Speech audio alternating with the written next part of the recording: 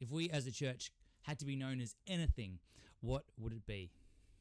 How about a loving church? G'day, church. 1 Corinthians 13. I love it. You love it. We love it. Everyone loves it. It's all about love.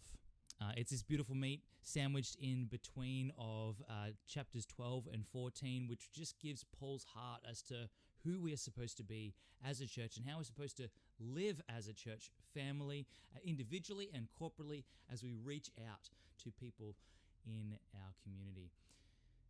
And what does Paul have to say? Well, obviously, chapter 13 comes after chapter 12. Chapter 12 finishes with him saying, "And I will show you a still more excellent way." Now, this is after listing out a lot of the ways that the Spirit can be at work through the people of God. And he says, "And still, I will show you a more excellent way." And that excellent way is love. For he says, if we have not love, we gain nothing. Now, Paul's definition of love, it's a good definition. It's a very good definition because often we can fall in understanding what love really is, can't we? We live in a world where love just borrows a part of this definition. We live in a world where love is a little bit of, it's almost there, but not quite. What does the Bible have to say about what real love is? What God's love is? Check it out with me, verse 4 and 5. Love is patient and kind. It does not envy or boast. It is not arrogant or rude. It does not insist on its own way.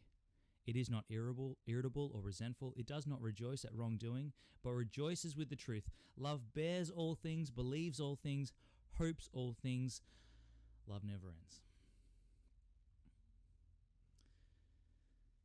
As we who are called by God to be followers of Jesus, who are adopted into his eternal family, who have his Holy Spirit dwelling in us, conforming us to the image of Christ, changing us from the inside out, a loving people is who we are being changed to be. That just as God is love, we are called to be the people that are the hands and feet of Jesus, to show the world God's love, to show each other God's love, to let love guide all that we do.